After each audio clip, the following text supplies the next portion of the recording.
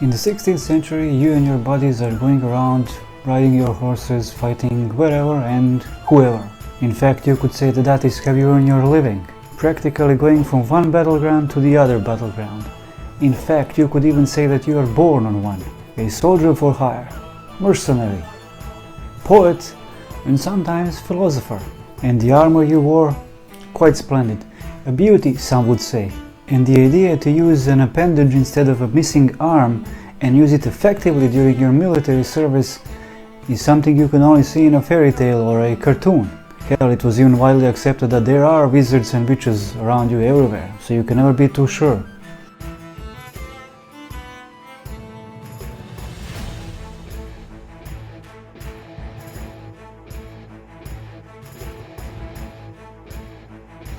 Spooky. Can you guess who am I talking about right now? I mean, some of you probably have already a clear image of who I'm talking about. If you said Götz, then goddammit you're right. Oh no, not this Götz. I meant Götz from Berlichingen, or also known as Götz of the Iron Hand. But before we even continue, why don't you subscribe and like the video? It helps me a lot. Now, quite a fascinating figure in my opinion. Spent half of his life in a military service, lived to old age, lost an arm, didn't give two shits about it, still continued to fight. Reminds me of a certain Black Knight.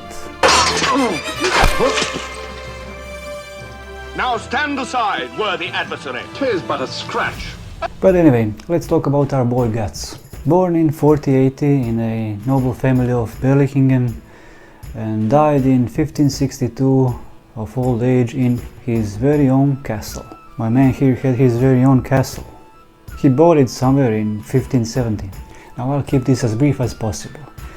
He entered military service somewhere around 1497, when he was only 17 years of age. And his last military activity was in 1544 during the imperial invasion of France. What is most interesting about him is that he lost his arm very early in his career. In fact, during siege of Landshut in 1504 was when he lost his arm. Now there are several conflicting accounts on how he lost his arm. On one hand they say that a cannonball hit his arm outright and chopped it off. On other accounts a cannonball hit his sword, changing its, sword's trajectory mid-swing, which resulted in himself cutting his own arm. And just like that, our boy needed a helping hand, which he soon found. A local blacksmith made him a sort of a metal hand which was somewhat serviceable. It had two hinges at the top of the palm that could be retracted back and forth in order to tighten a grip on a sword or a shield, which was pretty much all it could do. But hey, a helping hand is a helping hand, and in a situation where you can't choose what you wanna get, you gotta keep your mouth shut and keep pushing on.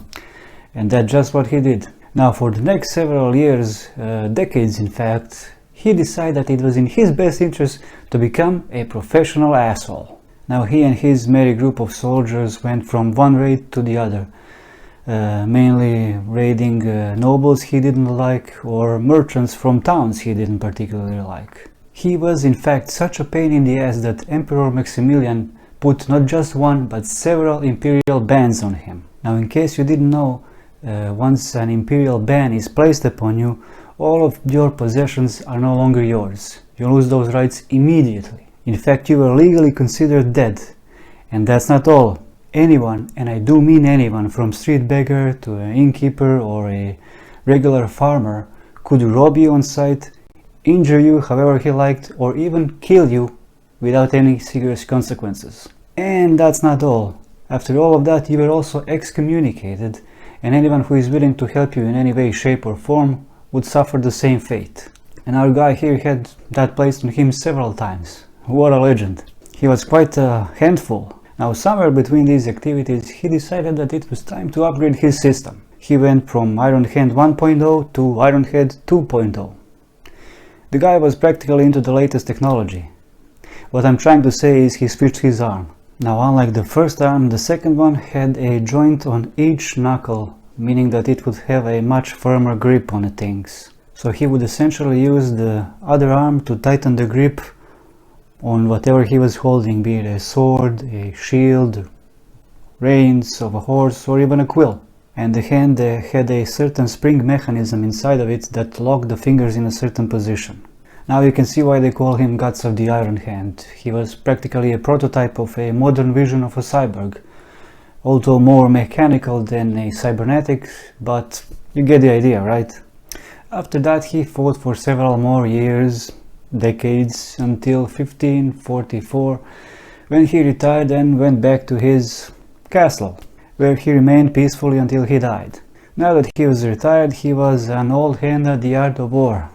Get it? An old hand? Anyway, he shifted his gaze to a more profound things. Funny enough, he wrote his own autobiography. He was insightful enough to see that people will have interest in him even centuries after he died. He died at the age of 82, basically beating the, well, life, because life expectancy at the 16th century was around 45 to 50 years. And he spent 48 years in a military service, for crying out loud. Clever bastard, you gotta hand it to him. Okay, enough with the hand jokes, let's move on. Now, his autobiography inspired Johann Wolfgang von Goethe to write a play in his name, naming it Götz von Berlichingen.